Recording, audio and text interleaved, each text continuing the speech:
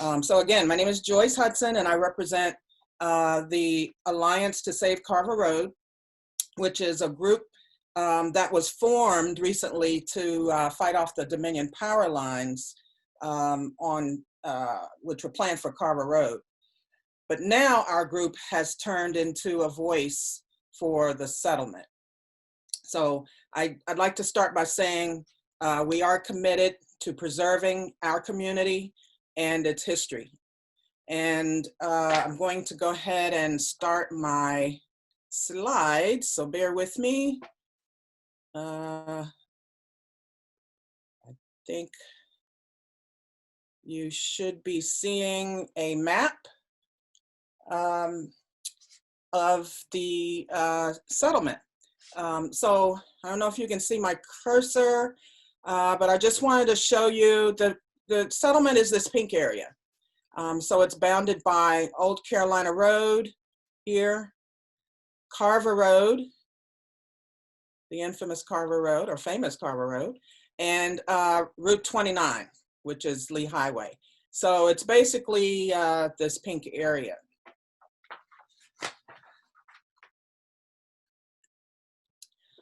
And I wanted to just give you some highlights of what the settlement is, a little background. So it's a very unique area. It's one of the few areas there where freed slaves were allowed to buy land and settle immediately after the Emancipation in 1865. And what makes it really unique is that the descendants still live there today. Many of these kinds of areas have disappeared or turned into strip malls or have turned into housing developments. But the settlement is still here.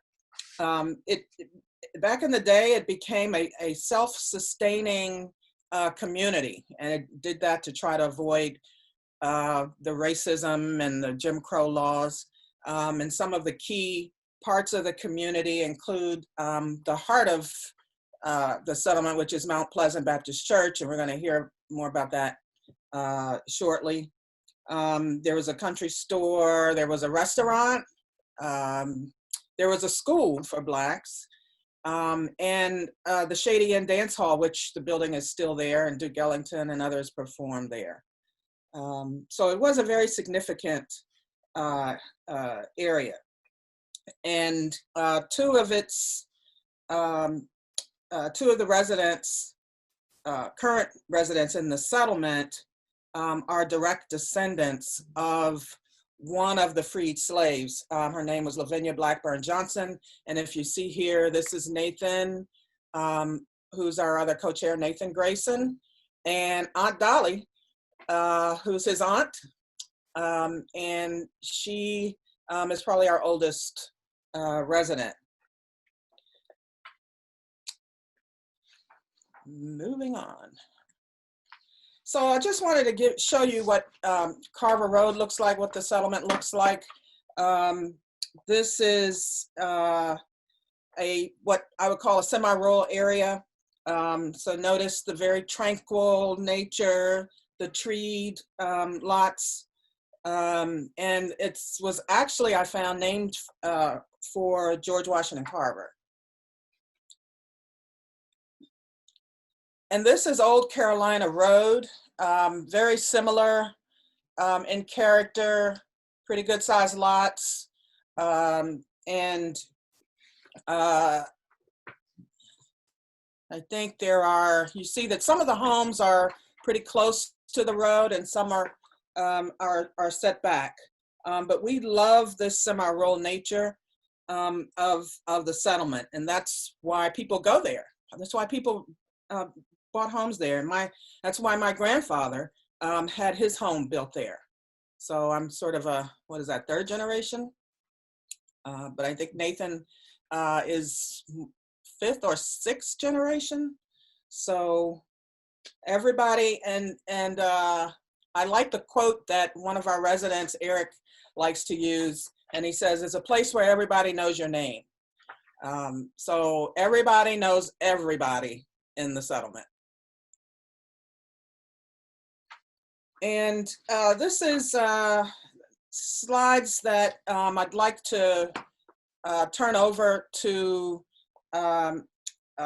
Henry Peterson, Deacon Henry Peterson, who's with Mount Pleasant Baptist Church, and he's also chair of the church's board of trustees, and he'll give his perspective on the church, and then we'll show a short video.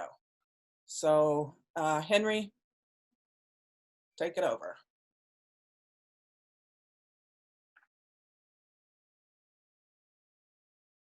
Oh, do I have to stop sharing?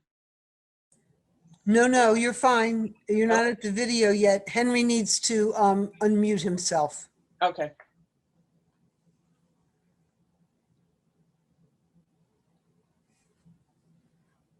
Good evening. Can everyone hear me? You bet. All right. I need the slides back on the screen if you don't mind.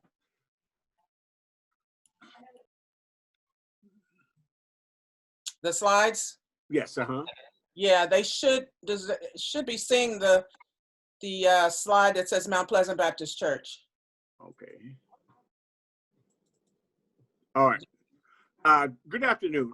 Thank you, Joyce, for including Mount Pleasant in this presentation. As Joyce has told you, in the Black community, the church has always been the center of the community. And here we are showing you some of the history of Mount Pleasant. As you see, the first slide is of Mount Pleasant when there was a stucco building in about the 1950s. As time progressed, you can see the second photograph we have is of Mount Pleasant after it had been redone in the 70s. As you can notice, we added an addition on to the left-hand side of the right-hand side of the building, which was a dining room. Then, as part of the community, the third slide you see is a tombstone that says John Perry, and he was born in 1836. This is the oldest headstone that we have in our cemetery. The fourth slide you see is of the cemetery. In researching the history of Mount Pleasant has one of the largest African-American cemeteries, largest and oldest cemeteries in Prince William County. If I could see the next slide, please. In August of 2012, Mount Pleasant was the victim of an arson fire. As you can see the first picture of the fire. The picture below that shows you the firemen out in the road that were taking care of the fire. To your right, you can see Mount Pleasant interior. Before the fire, this is where the church was. It says one Lord, one faith, and one baptism. And then you can see after that, what it looked like after the fire. The county has allowed us to rebuild Mount Pleasant, but we're going to rebuild it in 7 phases. And we're working on completing phase 1. If we could see the next slide, please. Okay. Go ahead. Did you want to finish? I'll switch over to the video when you're ready, Henry. Okay. We're still in the process of raising funds to rebuild our church. We need at least another $1 million. And you can go to Mount Pleasant's website, and we also have a GoFundMe site that you can go on and donate to Mount Pleasant. Thank you guys again for letting us be a part of this presentation. Thank you, Henry. And I think what we'll do now is show that video. And bear with me as I move over to it. And at least another 60 more people. Reverend George Carlisle can see the future of Mount Pleasant Baptist Church. Back here is the kitchen for the dining hall. But for now, there's still a pile of pews below charred walls with holes pouring in more daylight than the stained glass. Back in 2012, the historically Black church was intentionally burned down. a young man who belonged to some type of hate group, and he threw a rock and set the church on fire. For 8 years, it's sat, waiting for the money needed to rebuild. Then last week, when the national dialogue right now is centered on racial justice, now is the time for us to help out our neighbors. Democratic delegate Danica Rome found a GoFundMe that had been sitting as idle as the church, and she pushed it out on social media. I'm counting on NBC4 viewers right now to chip in to help them out, because we can get this done. The morning after the arson, 2 Bibles were pulled from the burned sanctuary.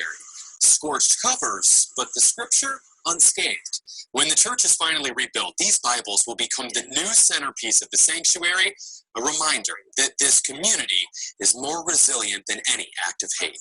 We can be the example that the nation needs right now. The Reverend says once all of the money is raised, it'll take about a year to finish construction, move the parishioners back inside Mount Pleasant Baptist Church. Reporting in Gainesville, Drew Wilder, News 4. So right now, the church has nearly $60,000 that it's raised, more than half of what it needs to complete the first phase of the rebuilding project. The total cost is just over $1 million, so they've got a ways to go. Okay, Its death is sparked. let's stop that. Okay, getting back to our slideshow.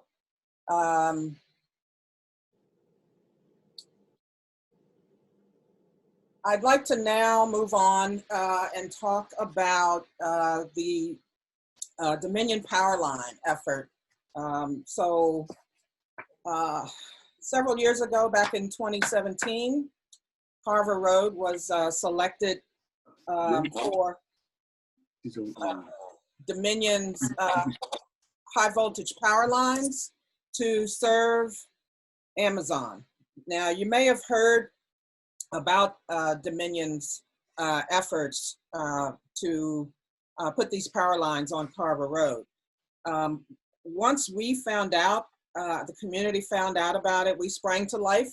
We organized, we formed the Alliance to Save Carver Road to oppose the power lines in our wonderful community. So the photo that you see there, that's one of our very first gatherings to talk about the power lines, and soon after we began and formed our organization. We didn't have a lot of resources. We tried everything to try to raise awareness, and we got a lot of support from just about everyone. So we didn't have resources, but we did have a voice. So we used our voice, and the other photo you see is one of our press conferences that was held. And this was one way that we got our message out. We ended up, like I said, getting lots and lots of support. The Coalition to Protect Prince William County was very supportive. Our communities around us and within the county, and also the county supervisors were there to help us. And this just shows some of the signs that were posted in the community. And also on the right, this is a very striking photo, because this is the type of tower that Dominion had planned to put in our community. These and throughout, the settlement leading up to Amazon. So my property, Nathan's property, were both targeted to have one of these on our property. One of these gorgeous 10-story towers would be in our yard, in addition to the overhead power lines. So you can understand why we're, to put it mildly, upset. More photos on some of the efforts that we did to try to use our voice and raise attention. A couple of protests and the yard sign. People put their yard signs up, their own yard signs up. So we had a lot of support. And time for another video clip. So bear with me. This one talks about the power lines and what the result was. All right. Lines through a former slave community in Northern Virginia is being scrapped for now. Descendants of slaves have lived on the land along Carver Road for decades. The planned construction sparking outrage in the community. News 4's Darcy Spencer is live in Gainesville with reaction to the change. Darcy? Erica, we are here along Carver Road. Nathan Grayson, this is his property. He was really the face of the opposition. If you take a look here in his yard, you can see signs, Stop Dominion, Power Towers. Over here on his tree, no on Carver Road. And people here are looking at this decision as a victory. The community has been united in its opposition to Dominion Energy, that project to build transmission power lines through Carver Road. The property dates back to when freed slaves were able to acquire land. The lines would serve as a proposed Amazon data center. Now, Dominion Energy needed the county's approval for easements to get access to the properties here, but Prince William County rejected that request. That's why this whole project being scrapped. Now, Dominion is asking the State Corporation Commission for approval to build the lines along I-66 instead. The Grayson says a grassroots effort has paid off.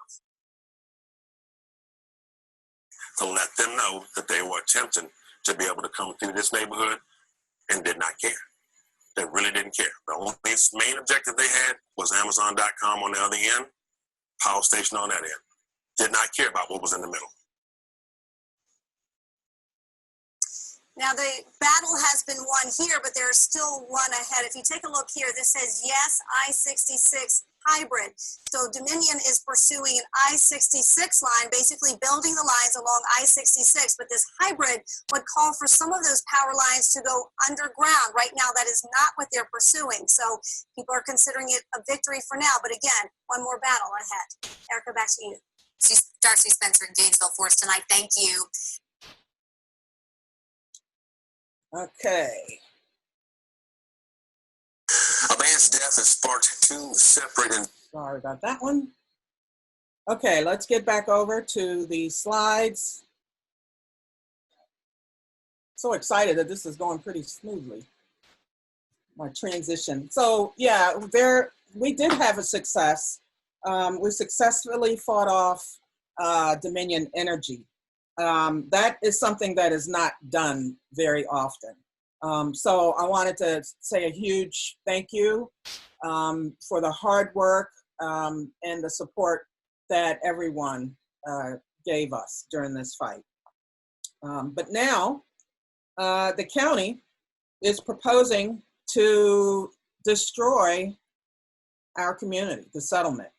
It really feels like a slap in the face. They've now proposed a small area plan for the Route 29 area. So what you see here is the map. I just wanted to show for folks who aren't familiar with our community, that sort of yellow, I don't know if you can see it, but the yellow dot there, that's the small area plan and the settlement within the county. So the county is in the process of updating its comprehensive plan. So they're looking 20 years out. And in the past, they had divided the county up, the way they did planning, they divided it up into sectors. But recently, they decided to use these small area plans instead. So the settlement is in what's called the Route 29 small area plan. And I showed, I'll show another map of that. But this was, and I guess what what's behind this is to change the existing comp plan, which we all agree is not realistic, because the existing plan allows for extensive development throughout the settlement, throughout the Route 29 area, and widening all roads to 4 lanes. So this effort towards the end of our Dominion battle, this effort began. So we had to now turn the focus of the Alliance to the small area plans. So here is that map again. So this is the yellow is the small area plan boundary. And as you can see, the pink area is the settlement. So a huge, overwhelming majority of the land area is the settlement.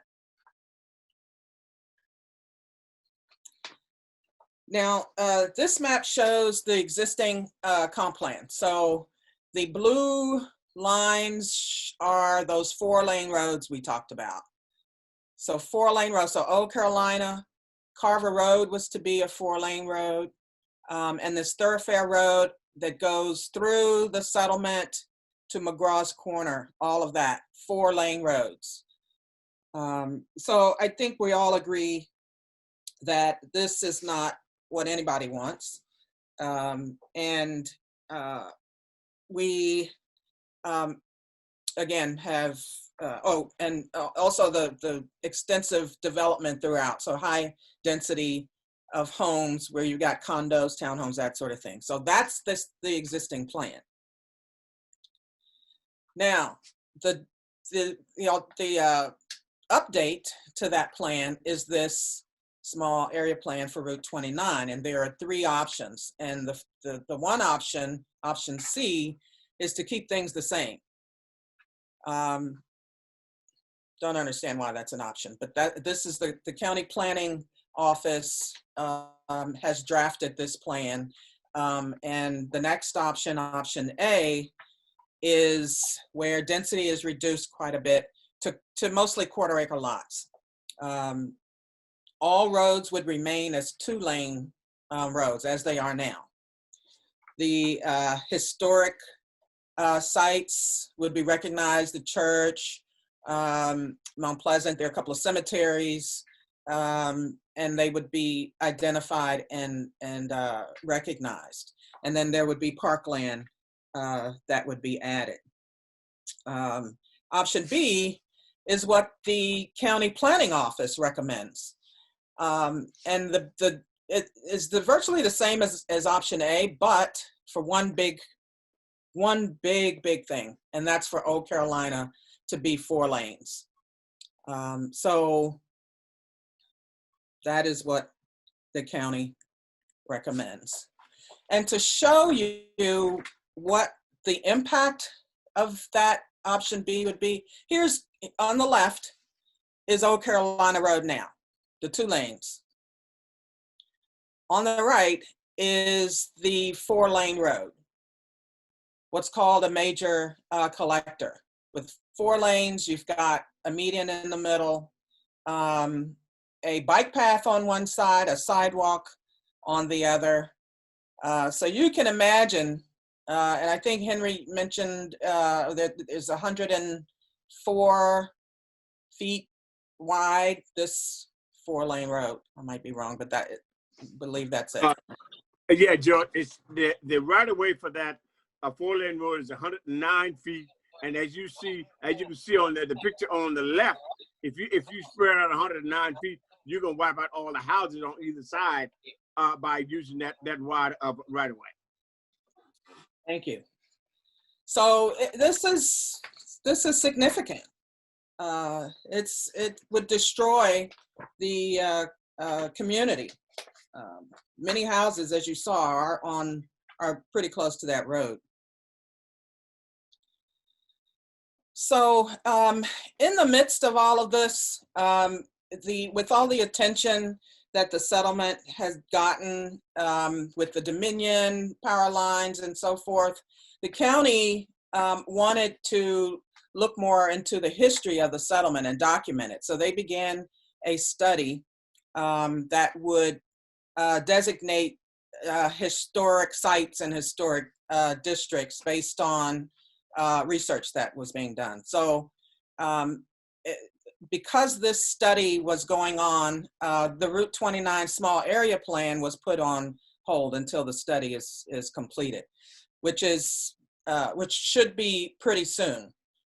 So our county planning commissioners and our county board supervisors will be seeing the small area plan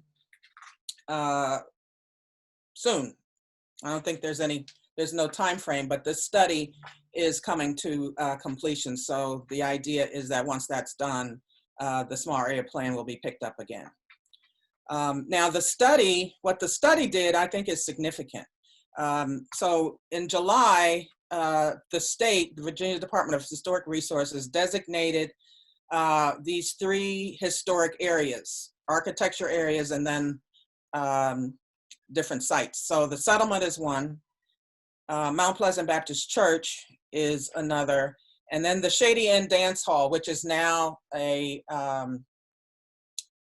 a church, I forgot the name, but it was converted or changed into a church, but the structure is still there. And Mount Pleasant, by the way, will be further nominated to the national registry. So we hope to see that soon.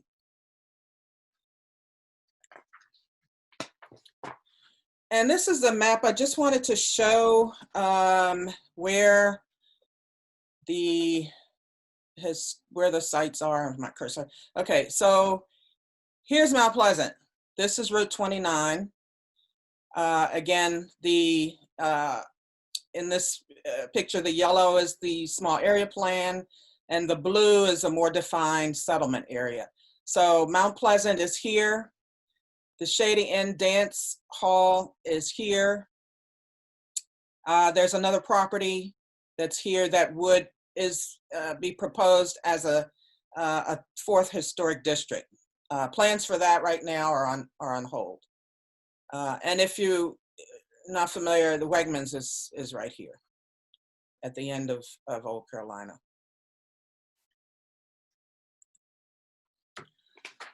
So this is my last slide. But what's next? What's coming? We want to protect and preserve the settlement. We understand that the county is changing and there's lots of development pressures, but we feel that the settlement has an irreplaceable character that would be lost if some of these, if the plan moves forward. We are also recognizing the settlement, Mount Pleasant Church, and their history. We want to put together visuals that will be posted in the settlement to help people see and view the history of the settlement.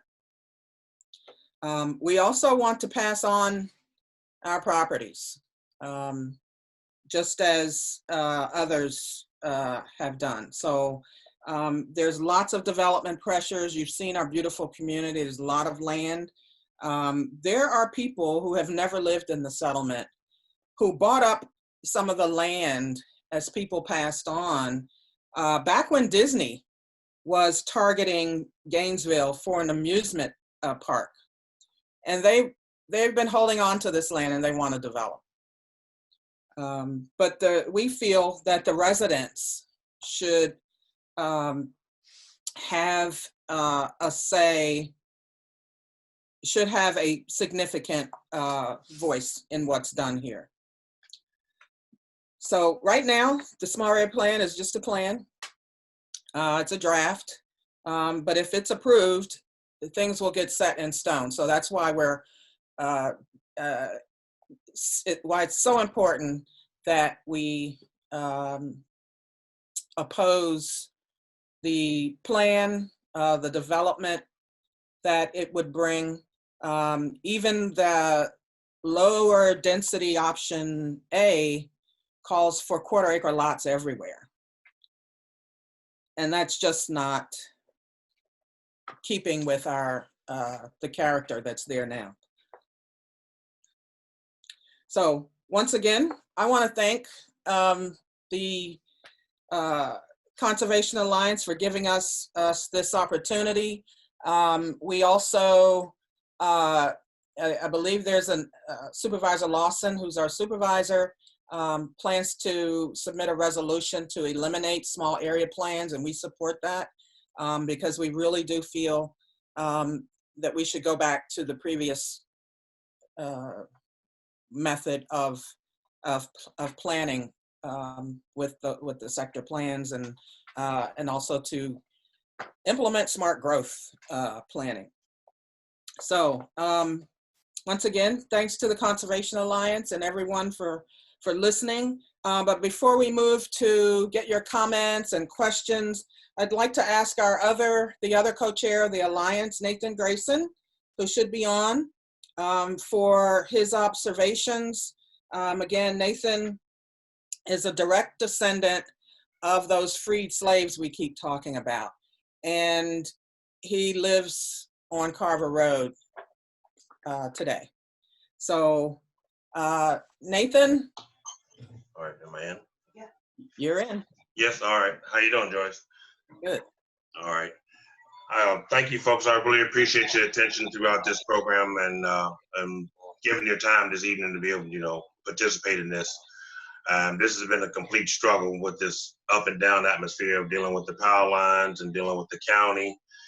We've had a large percentage of talk in regards to what's happening with the settlement, but as I very well know, there are folks that are on Oak Carolina Road, there are folks that are in Hopewell's Landing, there are folks in Somerset, there are folks that are up and down, this area on Route 29 that this whole overall plan is going to affect. It's not only going to affect the settlement, it's going to actually affect the folks that live in this area throughout my high school years on up to the age that I am of now. Now I'm 50-something years of age, so I've seen a large percentage of change in this area. And we've been able to maintain this nice little serene area for this amount of time. It still had its chunks taken out of it, but we've been able to maintain it. Because I've noticed throughout this whole complete program that the 4-lane road that is on Somerset, that has the walking path, that has the nice bike path, doesn't get utilized nowhere near as much as Carver Road does. So, in saying that, if that is the future and that's what they're trying to bring, it doesn't seem like to me that's a proposal that should be up for grabs, because it's not very appealing to folks, because they utilize the nice, shady, serene Carver Road to be able to walk on and stroll through and look at nature with the bears and the animals that we have here in this area, because there is no more trees left. There is no more woods left. So what little bit we do have, we are trying to be able to save to a certain extent. So in saying that, I just want to make sure that we don't just focus just solely on the community of the settlement area. There are other folks that are adjacent to Oak Carolina Road up to Thoroughfare Road. So when 4 lanes come through, it's going to do a lot of damage. It's going to wipe out a lot of history. It's going to destroy a lot of land. And I would love for each and all of us to stand as opposition against this, and hopefully that the county sees fit to be able to take it past some legislation to be able to put a stop to this. And hopefully we can get that taken care of, so we all can just go back to a nice, serene, calm atmosphere, because these gray hairs are increasing by the minute. And I just would love to slow that process down and go back to the old school way that we used to have. I enjoy waving at people on Carver Road. I enjoy seeing people ride their bicycles on Carver Road. I enjoy the community. I enjoy speaking to Eric Brown. I enjoy speaking to my next door neighbors on the street. We have lost so much, and things are moving so fast. We just need just a little time to pull back and realize what we have and try our best to hold on to it. And that's virtually all I have to say in regards to that. And like I said, I thank you guys for all the effort that was given throughout this whole complete battle, because there's a lot of people that were behind the scenes that sent in messages to the congressman and to the legislation and to the boards. There were a lot of people that done a lot of things outside of what we did. And I really, really appreciate that, because as of that, I have a home for myself, my 2 sons, and my wife, and my 4 beagles. I enjoy this, and I really appreciate you folks helping me to keep it. And I will do anything and everything that I can. If anyone needs me in the neighborhood, you need your grass cut, you need some assistance, your gutters, just give me a call. I am part of the community, and I enjoy helping the community. So just give me a call, stop by, blow the horn, whatever you need. I'll take the trespassing signs down. They work for Dominion Power. Thank you. Thanks, Nathan. I see some the comments, and I wasn't neglectful from not mentioning the support that we got from Prince William NAACP. So I apologize for that, but we had gotten quite a bit of support from them as well. Thanks, Joyce. Thank you all for coming. As I said, we'll follow up with an email with some additional information. And we hope you stay in touch with us. And we have more programs that are planned for the future, and would love to see you there. And we appreciate your support for this and for building thriving, sustainable communities in Prince William County and opening up a conversation that moves us all forward in a positive direction.